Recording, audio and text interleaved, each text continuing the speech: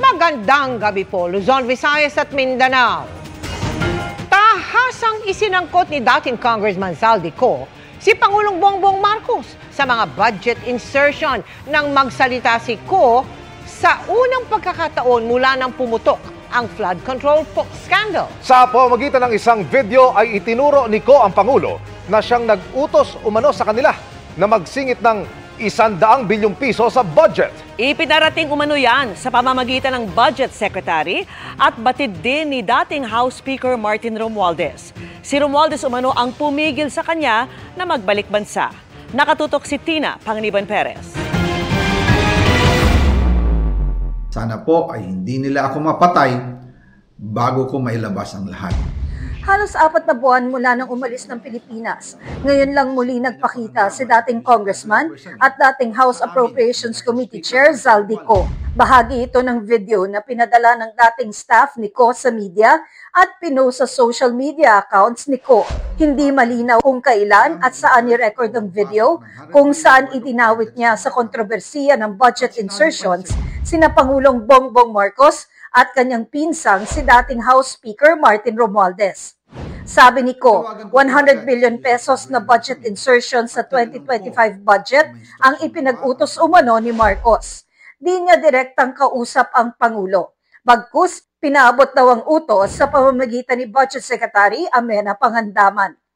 Nagsimula ito nung tumawag si Sekmina Pangandaman sa akin nung nag-umpisa ang BICAM process last year, 2024.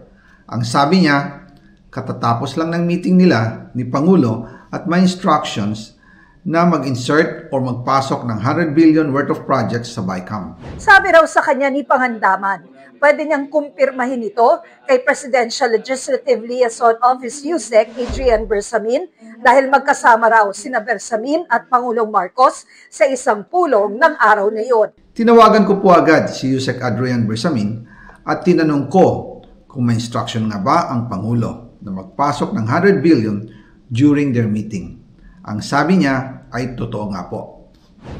Right after our conversation, tinawagan ko po si dating Speaker Martin Romualdez at nireport ko ang instructions ng Presidente to insert the 100 billion projects. At sinabi niya sa akin, what the President wants, he gets. Ang listahan ng mga proyekto, binigay raw sa kanya ni Bersamin sa isang pulong sa Aguado Building sa May Malacanang kung saan kasama rin sina Pangandaman, Romualdez at DOJ USEC Jojo Cadiz. Kasama rito ang mahigit 81 billion pesos na halaga ng construction at rehabilitation ng ilang kalsada, slow protection structure, flood mitigation structure at flyover. May hiwalay ring listahan para sa halos 19 billion pesos na alokasyon para sa iba't ibang programa, gaya ng coconut planting, sitio electrification, housing, at ASEAN Summit and Meeting sa 2026. Tinanong ko po si USEC Adrian kung saan galing ang listahan.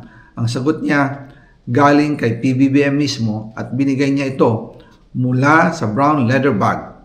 Nung sinabi po ni USEC Adrian Bersamin, yung brown leather bag, naalala ko noong nasa Singapore kami right after the elections of May 2022 sa Hilton Hotel, kami ni dating Speaker Martin and PBBM habang pauwi at pabalik ng Pilipinas, hinabol ng PSG ang brown leather bag at ang sabi ni PBBM, maiwan na lahat, wag lang ang brown leather bag. Kaya naniwala ko na utos talaga ito ng Pangulo.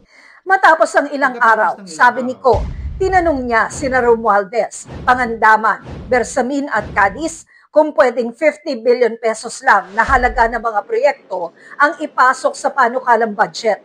Dahil kung buo raw na isisingit yung 100 billion, mas malaki na ang budget ng DPWH kesa edukasyon. Nakasaad kasi sa konstitusyon na laging pinakamalaki dapat ang budget para sa edukasyon. Ang natitirang 50 billion, kung pwede anyang ilagay na lang daw sa unprogrammed funds, total Office of the President din naman ang nagpapalabas ng unprogrammed funds. Pagkatapos ng isang araw, tinawagan ako ni Sekmina at sinabi ang mensahe ng Pangulo. Ipasok ninyo yan dahil pinangako na sa akin ni Speaker Martin yan at hindi na pwedeng baguhin. Kumbaga, ang utos ng hari hindi pwedeng mabali. Again, I informed the Speaker and asked clearance about the instructions ng Pangulo. At ang sabi niya, wala tayong magagawa. Kaya po nagtataka ako kung bakit sinasabi ni Pangulo na hindi niya makilala ang budget, samantalang lahat na binawas at dinagdag sa mga ahensya ng gobyerno ay humihingi ng approval sa kanya si Sec. Mina Pangandaman. Ayon kay Ko, handa na raw siyang isiwalat ang lahat ng kanyang nalalaman. Hindi na ako mananahimik, ilalabas ko ang lahat ng katotohanan. May resibo, may ebidensya, at may pangalan. Ginawa ko lang ang utos sa akin, pero ngayon, handa na akong harapin ang lahat. Ginagamit ng administrasyon ang buong resources ng bansa para tumahimik ako. Nagpahiwatig si Ko na natatakot siya para sa kanyang kaligtasan, pero hindi naman niya tinukoy ng direkta kung kanino siya natatakot. Sana po ay hindi nila ako mapatay bago ko mailabas ang lahat. That he will shoot me if I will talk. Nanawagan din siya sa publiko na huwag siyang husgahan agad. Para sa bawat Pilipino, alam ko na buo ang galit ninyo sa akin ngayon. Nauunawaan ko rin kung bakit. Lalo na at malaki ang halagang nakataya. Pero bago kayo humusga, hayaan ninyong ipaliwanag ko ang buong katotohanan. Matagal akong hindi nagsalita dahil may direktang utos sa akin. Huwag nang bumalik ng Pilipinas at manahimik na lamang. Dagdag ni Ko, nang umalis siya ng bansa noong July 19, 2025 para magpa-medical check-up sa Amerika, may plano naman daw talaga siyang bumalik pagkatapos ng SONA. Pero pinigilan daw siyang umuwi ni Romualdez. Pero habang papauwi na ako, tinawagan ako ni dating Speaker Martin Romualdez at sinabihan, "Stay out of the country. You will be well taken care of as instructed by the President." Noon naniniwala pa ako sa kanila, kaya't hindi ako bumalik. Tumikom ang aking bibig, sumunod ako, pero ang hindi ko alam, ang ibig pala nilang sabihin sa aalagaan ka namin ay gagamitin ako bilang panakipbutas sa kanilang kampanya laban sa korupsyon. Ginawa nila akong poster boy ng kanilang sariling kasinungalingan. Natapos ang video sa katagang abangan ang part 2. Hindi pa malinaw kung kailan lalabas yun. Hinihingan namin ng reaksyon si Romualdez, ngunit wala pa siyang tugon sa ngayon. Sinusubukan pa rin naming makuha ang panig ng Malacanang at ng iba pang personalidad na binanggit ni Ko. Para sa GMA Integrated News, Tina Panganiban Perez, nakatutok 24 oras. Hinamo naman ng palasyo si Zaldico na umuwi ng bansa at panumpaan ng mga alegasyon, kabilang ang pahayag na ang Pangulong nag-utos ng mga budget insertion. Itinanggi rin ni Budget Secretary Amena Pangandaman na sinabi niya yan kay Ko. Nakatutok si Ivan Mayrina. These wild accusations are completely without basis in fact. All the charges leveled against the President are pure hearsay. Let us not forget President Marcos Jr. himself exposed all these flood control anomalies to ensure that the guilty are brought to justice, the stolen wealth recovered, and the system is fixed. Zaldico should come back to the country and sign everything he said. Yan ang hamon ng Malacanang kay dating Congressman Zaldico na direktang inakusahan ng Pangulo na nag-utos umano na magsingit ng 100 billion pesos sa halaga ng mga proyekto sa 2025 budget. Ito ang kauna-unahang pagkakataon na direktang inakusahan ng Pangulo sa anumalyang iniimbestigahan kaugnay sa mga flood control projects. Kung ang Pangulo ay may kinalaman dito. Logic! Hindi ba dapat na iiwasan niya ang issue nito kung siya mismo ang mapapasok? Humarap din si Budget Secretary Amena Pangandaman na ayon kay Ko ay siya umano nagsabi sa kanya ng utos sa insertion ng Pangulo.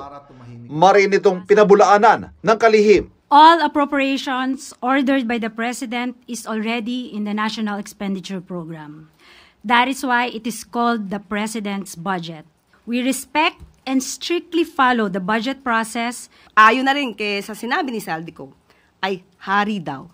Bakit po kaya sa insertion pa ilalagay 100 billion pesos kung pwede naman po itong isama mismo sa NEP? Tingin ng palasyo, ramdam na raw ni Ko ang mga ebidensya magdidiin sa kanya sa mga anomalya sa flood control projects at ang kanyang inilabas sa pahayag, paraan para umiwas sa pananagutan. Dahil lumiliit na ang mundo ni Zaldico, kailangan niyang umiwas at iiwas ang sarili at mag-name drop kahit walang katibayan at laway lang ang puhunan. Siya ay magtatahi ng maling kwento laban sa ibang tao.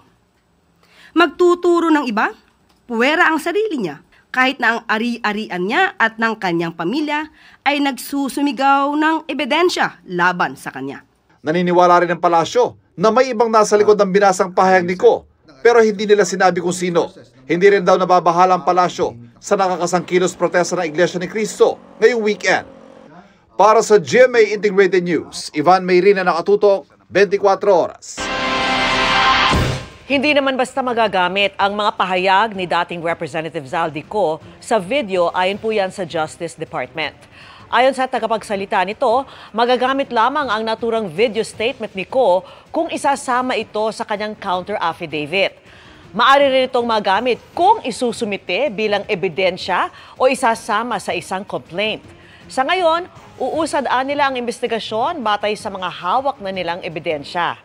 Para naman sa Independent Commission for Infrastructure, ICI, bago sila gumawa ng hakbang, ay maingat muna nilang pag-aaralan ang mga binanggit ni Ko sa video. Gayon din ang mga naisiwalat sa Senate Blue Ribbon Committee. Dahil sa nilutong bidding umano para sa ilang proyekto ng gobyerno, 5 kumpanya at ilang opisyal ng DPWH ang inireklamo ng Philippine Competition Commission sa Department of Justice. Kunwari lamang umano ang bidding dahil alam na antemano kung sino ang mananalo. Nakatutok si Sandra Aguinaldo. Sa ilang nakaraang pagdinig ng Senado na idetalye ang tinawag na bidding-biddingan o yung bidding para sa proyekto ng gobyerno pero luto na pala at alam na antemano kung sino ang mananalo.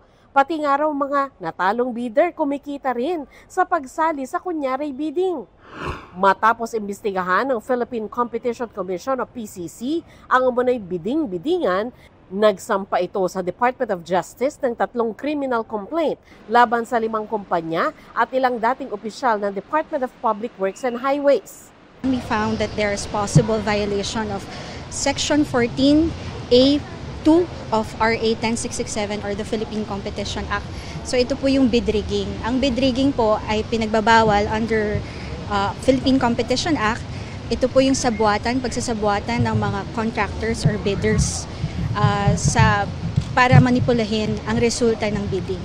Hindi tinukoy ng PCC ang mga kumpanyang sinampahan nila ng reklamo. Pero noong October, dinala ni DPWH Secretary Vince Dizon sa PCC ang mga dokumentong kaugnay ng posible umanong mga paglabag ng Timothy Construction Corporation, Wawaw Builders, In Construction Corporation, Sims Construction Trading, SunWest Inc., ilang opisyal ng DPWH Bulacan 1st District at Regional Office 4B.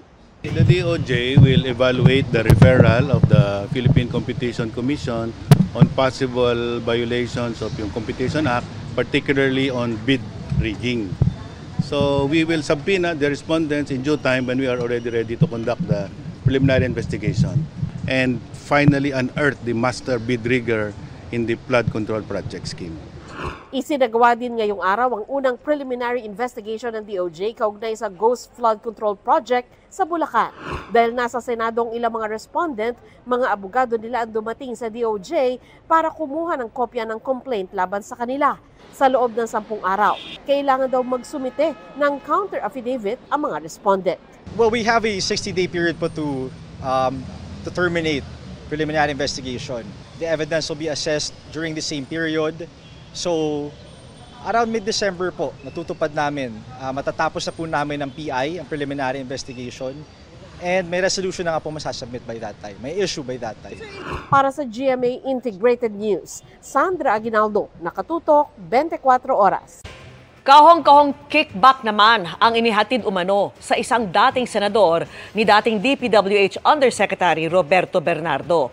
At isa lang yan sa mga dati at kasalukuyang senador na pinangalanan sa Senate Blue Ribbon Committee na nakatanggap umano ng kickback mula sa mga DPWH project. Kung sino-sino, alamin natin sa live na pagtutok ni Jonathan Andal. Jonathan.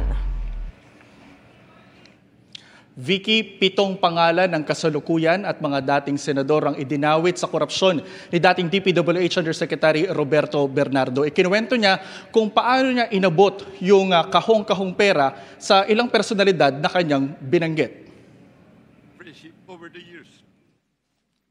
Sa kanyang pagharap sa pagpapatuloy ng Senate Blue Ribbon Committee hearing tungkol sa flood control projects, binasa ni dating DPWH Undersecretary Roberto Bernardo ang supplemental affidavit na isinumite niya sa Department of Justice. Dito sinabi niya siya raw mismo ang naghatid ng kahong-kahong pera kay dating Senador Bong Revilla sa bahay nito sa Cavite. Nangyari raw yan noong 2024. Ang kabuang halaga, 125 million pesos na pagtupad daw sa 25% annual commitment para kay Revilla.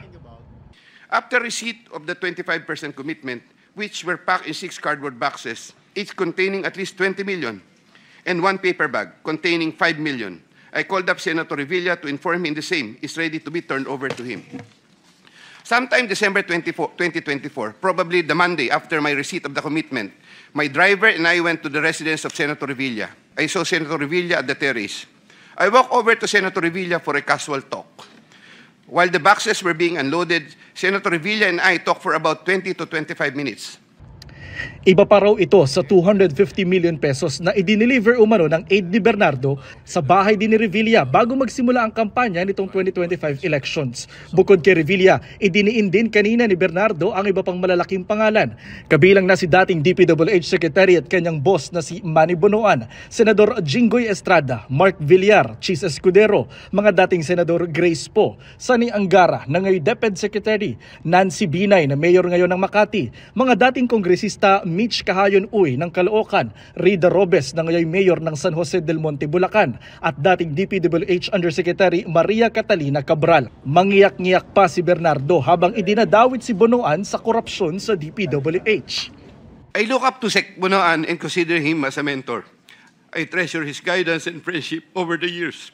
Akusasyon ni Bernardo, kada taon mula 2023, 5 bilyong pisong DPWH projects ang hawak ni Bonoan. 15% nito ang kinukuha umanong kickback o commitment na pinaghahati-hatian daw nila ni Bonoan at Cabral. The value of the projects that I handled for Sec Bonoan was at least 5 billion per annum for the years 2023, 2024, and 2025 with an average of 15% commitment. Of this 15% average commitment, Sec Bonoan 75%, usually would give me 25% of the commitment, with the rest of the commitment shared between him and Yusek Cathy Cabral. Ayon kay Bernardo, makapangyarihan si dating Yusek Cabral. Kaya raw nitong magtanggal, magdagdag at magbago ng mga insertion sa DPWH budget sa NEP o National Expenditure Program. Si Cabral pa raw mismo ang nakikipag-usap sa mga mambabatas kung magkano ang alokasyon sa kanila sa mga proyekto ng DPWH. Sabi ni Bernardo, siya mismo ang naghahatid ng pera sa bahay ni Cabral. On multiple occasions, I personally delivered and also caused to be delivered cash to Yusek Cabral at her house at Tatalon, Quezon City, and other places. Yusek Cabral would tell me that she would communicate and meet legislators to inform them of the amount of their allocations and ask them for titles of projects that they want to include in the DPWH budget. Yusek Cabral has total influence and authority in preparing and finalizing the NEP for infrastructure. Si Senador Mark Villar na dati ring boss ni Bernardo sa DPWH, kumikickback din umano sa mga DPWH project na idinadaan daw sa pinsan nitong si Carlo Aguilar. Kabilang umano sa kinukuhanan ng komisyon ni Villar ang pondo sa maintenance ng mga creek at iba pang daanan ng tubig, pati na raw ang pondo para sa EDSA. The commission for these approved projects was 10% and divided as follows: 50% to Carlo Aguilar, presumably for Sec Mark Villar, 25% Yusek Cabral, 25% for myself. Si Senador Jinggoy Estrada naman humiling daw na maambunan ng 1 bilyong pisong halaga ng proyekto noong 2024 at kickback na 25%. Senator Jinggoy called me sometime in the third quarter of 2024 and asked me to request the amount of 1 billion from Sec Bonoan. Senator Jinggoy said, "Tulungan mo na lang ako dyan kasi marami pa akong tutulungan sa eleksyon." I replied, "Okay na ba ang 25% Sen?" Sen Jinggoy responded, "Okay na ang 25%. Sabi pa ni Bernardo, nagkaroon pa ng pagkakataon noong unang bahagi ng 2025 na siya mismo ang naghatid ng pera para kay Estrada sa San Juan. Approximately 213 million, which I delivered to Senator Jinggoy at the Artiaga Building in San Juan City. Si dating Senadora Poe, 20% umano ang kickback. Noong 2024, isang staff umano ni Poe na si J.Y. De La Rosa ang kumausap sa kanya para iparating ang hiling kay Bonoan na maisama ang senadora sa DPWH budget sa NEP. Si De La Rosa rin daw ang nagsabi sa kanya na makipag-ugnayan sa isang kontraktor para sa listahan ng mga proyekto. Si Bonoan naglaan naman daw ng 500 million pesos na proyekto para kay Poe.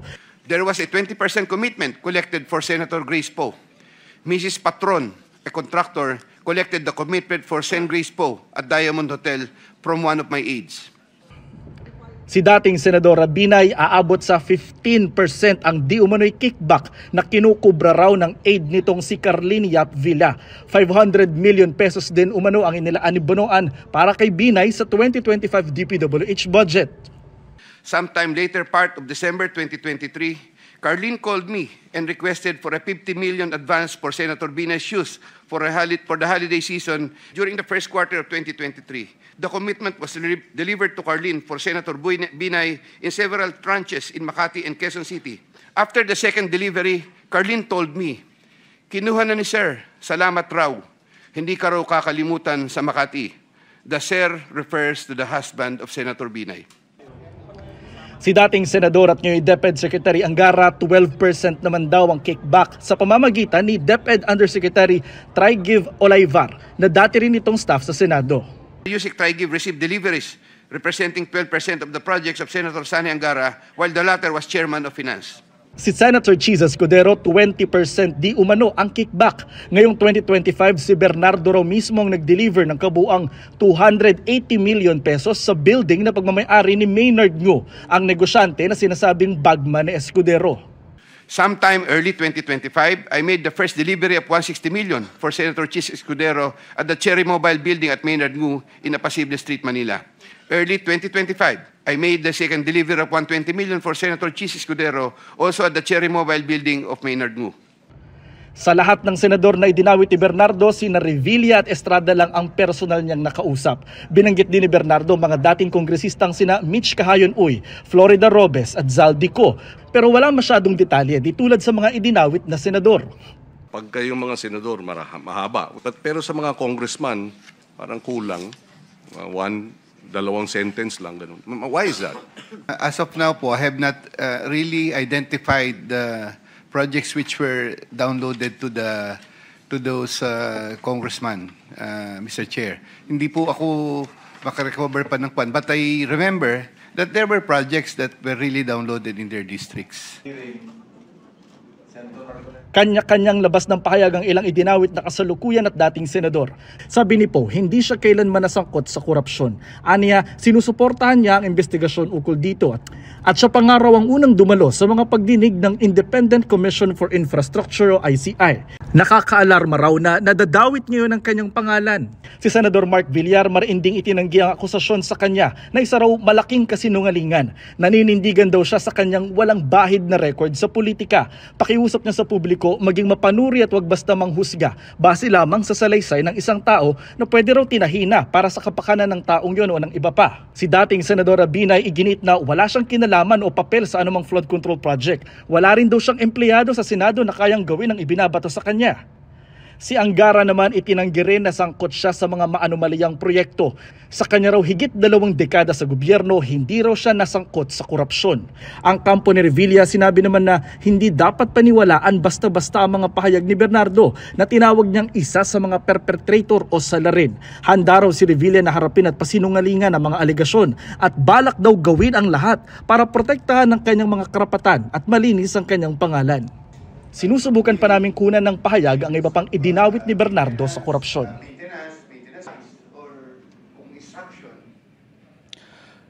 Yes, Vicky, hindi pa masabi ni Senator Ping Lacson, chairman ng Senate Blue Ribbon Committee, kung ipapatawag ba yung mga dating senador na pinangalanan ni Bernardo. Aaralin pa din kasi nila yung affidavit nito.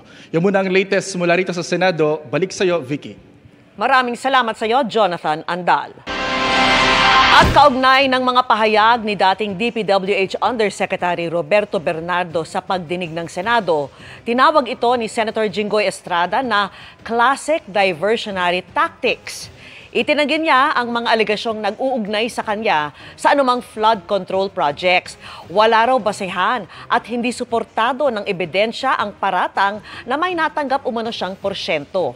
Mas lalo lang anya nalalantad ang kasinungalingan dahil magkasalungat-an niya ang dalawang sinumpaang salaysay ni Bernardo. Sabi naman ng kampo ni Escudero, hindi na bago ang mga alegasyon ni Bernardo na dati nang itinanggi at napatunayan nilang hindi totoo.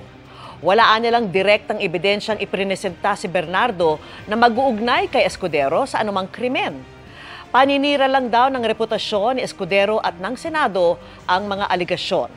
Patuloy po namin sinusubukang kuna ng pahayag ang iba pang dawit ni Bernardo sa korupsyon.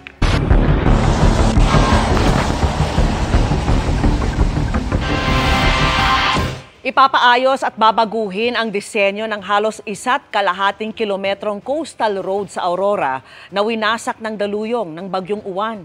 Hindi na umano uubra ang simpleng riprap na natuklasang walang bakal ayon sa DPWH. Nakatutok si Ian Cruz. Riprap to, di ba? Yes. Walang bakal. Yes, walang bakal. So kailangan talaga, papagitan na natin, tataasan na natin.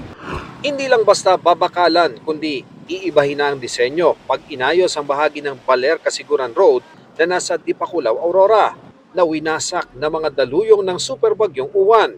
Hindi pa masabi ni Public Works Secretary Vince Dizon kung substandard ang proyekto. Pinapa-check ko pa rin kay Yusek Lara sa mga engineers natin, pero confirm na wala talagang bakal kasi doon sa lumang design wala talagang bakal. Pero sabi niya, isinunod naman sa disenyo ang 2 dekada ng kalsada. Pero hindi anya uubra ngayon ang simpleng riprap lalo't nakaharap sa madalas na nagngangalit na karagatang Pasipiko. Kaya hindi lang ang nasirang bahagi ang gagawin sa loob ng 1 taon, kundi ang buong halos 1.5 kilometrong coastal road. Bagong design na, may bakal na siya, matibay na bakal at bubuhusan na natin ang buo. Kasi ito, riprap lang to, so combination to ng bato tsaka ng simento. Bukod sa pagkapatibay nitong kalsada, lalagyan din daw ito ng wave deflector para yung mga tumatamang alon ay babalik lamang sa dagat. Lalatagan din daw ito ng hexapad o yung tila ba malalaking mga jackstones para magpahina sa mga tumatamang alon. Pareho ring disenyo ang gagamitin sa pag-ayos ng kalsadang winasak din ng daluyong sa sitio Digisit ng Barangay Zabali sa Baler naman. Kasabay na nasira noon ang bahay ni na Rosalie na nasa tapat ng kalsada. Nakalikas man, wala nang natira sa tindahang nagsisilbi nilang kabuhayan. Sa mga gandang loob po, nananawagan po ako kung willing po kayong tulungan po uli kami na makabangon po uli. Gusto lang po namin ulit maibalik yung aming sari-sari store po at street foods. Humihingi rin ng tulong ang mga tauhan ng ilang resort, kabilang ang isang halos lamunin na malalaking alon ng bumagyo. Ngayon, ganito na ang sinapit ng dating Dinarayong Beach Resort. Hindi lang sana all kami lilikas at dyan lang kami sa may taas. Sa yung parang kayong kalakasan na. Tapos may time na gusto namin umakit sa may bundok. Kasi sir, yung yung maalon, kumukuha na dyan sa may kamagkabilang Dito na sa Aurora nalaman ni Secretary Dizon ang aligasyon ni dating Congressman Zaldico na sangkot sa 100 billion pesos budget insertion si Pangulong Bongbong Marcos at dating Speaker Martin Romualdez. Duda siya lalot ang Pangulo umano ang nagsiwalat ng korupsyon sa flood control projects at nag-utos ng investigasyon. Kung involved ka, bakit ikaw mismo magpapasabog? Bakit mo gagawin lahat ng ito? Bakit mo ibubuo ang isang independent commission? Para sa GMA Integrated News, Ian Cruz, nakatutok 24 oras. Mas sumidhi ang galit ng publiko kasunod ng mga pahayag ni dating Congressman Zaldico kaugnay pa rin sa kontrobersyal na flood control projects.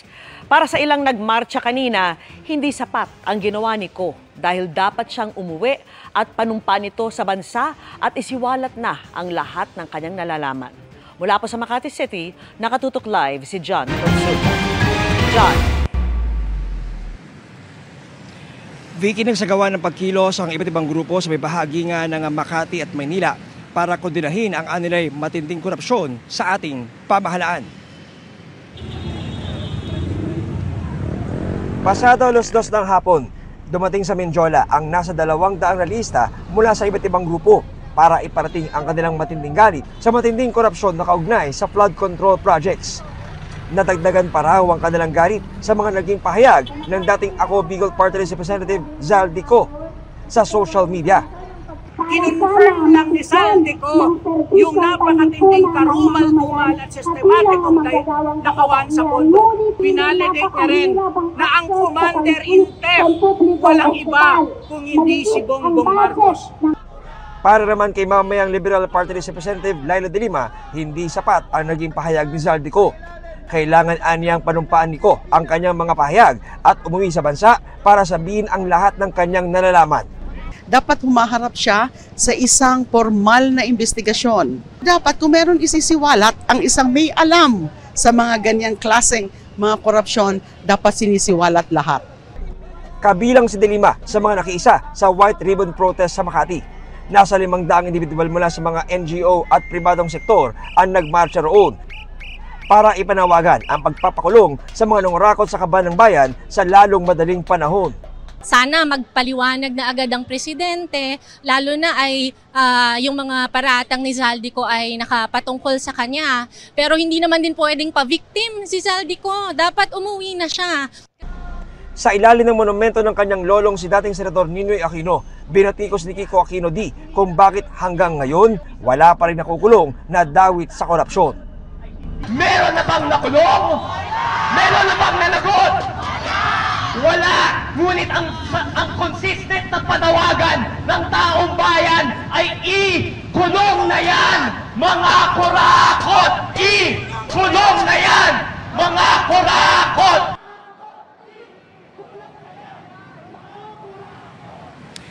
Vicky, mag-alas 7 ng gabi na mag-disperse sa mga relista na tungo dito sa may bahagi ng Makati, pero pangako nila muli silang babalik sa kalsada para magmarcha kontra korupsyon.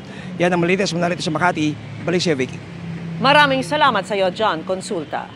Inilabas ng mag-asawang Diskaya ang isa umunong kickback ledger sa Senate Blue Ribbon Committee. 6 na kongresista at 2 DPWH official ang nakalista umano rito. Idinetalye rin kung kailan sila nakatanggap ng pera. Mula sa Senado, nakatutok live si Darlene Kai. Darlene! Emil, nagbigay na nga ng ebidensya ang mag-asawang contractor na sina Curly at Sara Diskaya sa mga alegasyon nila ng pagbibigay umano ng pera sa ilang kongresista at opisyal ng DPWH. Sa muling pagharap ng mag-asawang Curly at Sara Diskaya sa Senate Blue Ribbon Committee, hinanap sa kanila ang binanggit nila noong ledger ng mga transaksyon umano nila sa ilang politiko. Ang dahilan ni Curly Diskaya kung bakit hindi niya ito dala, nakadetain siya sa Senado at siya lang umano ang nakakaalam kung nasaan ito. Kaya inutusan ng mag-asawa na bumalik sa kanilang bahay para kunin ang naturang ledger. We will excuse you. Sasamahan ka ng Sergeant at Arms para kunin yung ledger and we will wait for you.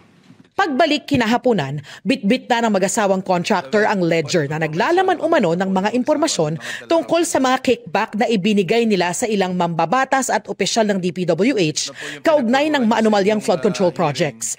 Ang pinangalanan niyang nasa ledger na binigyan umano nila ng pera, 6 na kongresista at 2 DPWH officials. Babanggitin ko na lang po ang mga pangalan po ng nakuha ko lang po. Opo. Ang nandito po ay si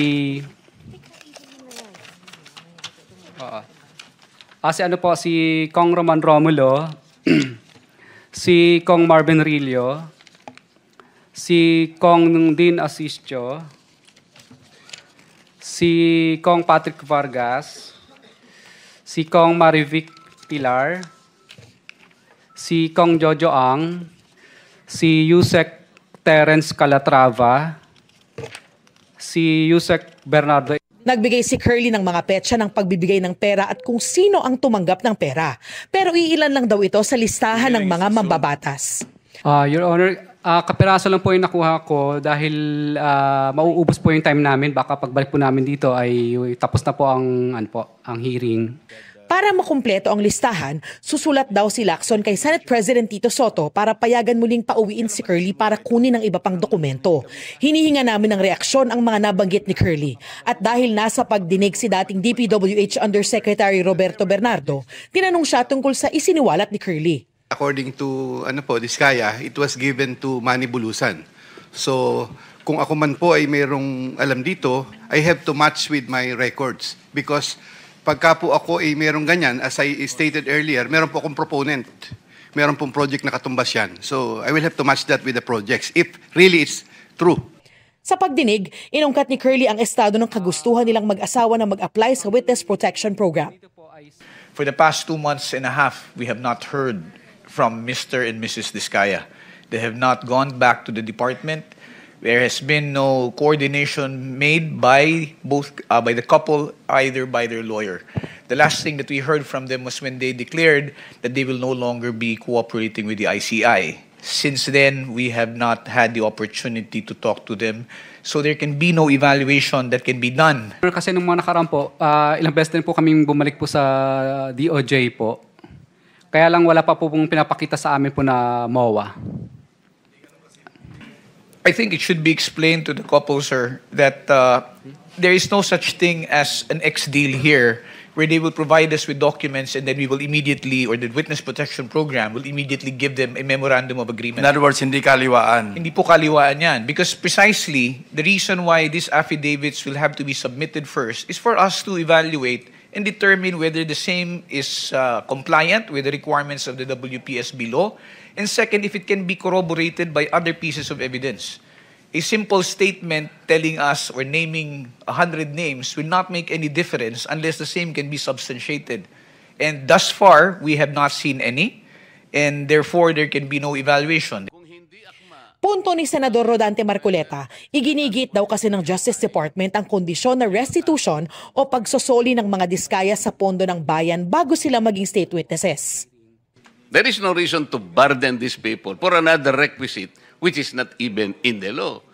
So kung qualified sila, i-process natin. Kung ang gagustuhan po ng diskaya couple is makonsider sila o ma-process sila, let's take away the aspect of restitution. But they have to comply first with the requirements, which is the submission of the affidavits. Pero paglilinaw ni Fadolyon, ang isang witness daw na mapapasailalim sa WPP ay kailangang pumirma ng Memorandum of Agreement kung saan kondisyon ng restitution o pagsusoli ng pera. Samantala, no-show sa pagdinig ng Senado si dating House Speaker Martin Romualdez at 13 pang incumbent congressman na napangalanan sa pagdinig. Sa isang liham sa komite, sinabi ni Speaker Bogie D na hindi raw sisipot ang mga mambabatas dahil haharap naman na sila sa investigasyon ng ICI o Independent Commission for Infrastructure. At baka raw malagay sa alanganin ng findings ng ICI. No-show din ang 6 na dating mambabatas kabilang si Zaldico. Kaya iminungkahi ni Senador Sherwood Gatchalian ang pag-issue ng sabina kay Ko para kung hindi pa rin daw sumipot, maaari nang mag-issue ng arrest warrant laban sa kanya. Emil, sabi ni Senator Ping Lacson, susuriin nilang mabuti itong ledger na ipinasa ng mag-asawang Diskaya. 4:40 p.m. natapos ang hearing ng Senate Blue Ribbon Committee at wala pang petsa ang susunod na pagdinig. Yan ang latest mula rito sa Senado. Balik sa iyo, Emil. Maraming salamat, Darlene Kai. Pinaplansya na ang seguridad sa gitna ng mga ikakasang protesta kontra katiwalian sa Linggo. Bukod sa libo-libong pulis, may mga itatalaga ring prosecutors sa iba't ibang lugar kung magkagulo. Nakatutok si Sandra Aguinaldo. Mahigit 16,000 pulis ang ide-deploy ng pulisya para sa mga isasagawang rally na magsisimula sa Linggo. Sa taya ng PNP, nasa 300,000 tao ang inaasahang magtitipon sa People Power Monument at EDSA Shrine para sa rally na inorganisa ng grupong United People's Initiative. 100,000 naman ang tinataya ng PNP sa Quirino Grandstand, kung saan magtitipon-tipon ang mga kaanib ng Iglesia ni Cristo. Ang DOJ magtatalaga ng mga prosecutors sa iba't ibang lugar, partikular sa Maynila at Quezon City, sakaling magkaroon ulit ng mga gulo gaya noong September 21 rally. We don't know where this might, or we hope that it doesn't happen, but where it happens, we have our prosecutors ready on standby. Siniguro ng Armed Forces of the Philippines na tutulong sila sa PNP lalo kung may emergency. Si DILG Secretary John Vic Remulla, nagbabalang ang lahat ng nagbabalak manggulo haharap sa batas. Sabay paalala sa mga magulang na paalalahanan ang mga anak na huwag sumama sa kung ano-anong grupo. 3 araw ang rally ng Iglesia ni Cristo simula sa Linggo hanggang sa Martes. Para raw kondinahin ang higanteng kasamaan kung saan sangkot ang mga opisyal ng gobyerno. Nanawagan din sila sa gobyerno na panagutin ang mga may sala at maibalik ang mga ninakaw na pondo ng pamahalaan. May mga grupo ring magmamarcha mula sa Plaza Salamanca papunta sa Quirino Grandstand para makiisa sa rally ng INC. Ang grupong United People's Initiative, pagpapanagot din sa mga sangkot sa katiwalian ang ipapanawagan. Yung po sigurong panawagan na mag-resign yung presidente hindi manggagaling sa UPI. Kaya namin gustong mag-rally, gusto naming manatiling gising at hindi tumitigil ang ating pagnanasa na magkaroon ng pananagutan ang mga may sala. Ayon sa Manila Public Information Office, may mga isasarang kalsada sa Maynila sa paligid ng Luneta Park. Chino Roses Bridge, Liwasang Bonifacio, at Ayala Bridge. Pinapayuhan ng mga motorista na dumaan muna sa mga alternatibong ruta. Makikisa ang PDP laban sa mga rally. We are mere participants. No? We're not the organizers of this, but we're organizing our party to take part. So kami po, ang balak ng PDP ay pumunta doon, mag-attend, makisama, makiisa. Para sa GMA Integrated News, Sandra Aguinaldo, Nakatutok, 24 Oras.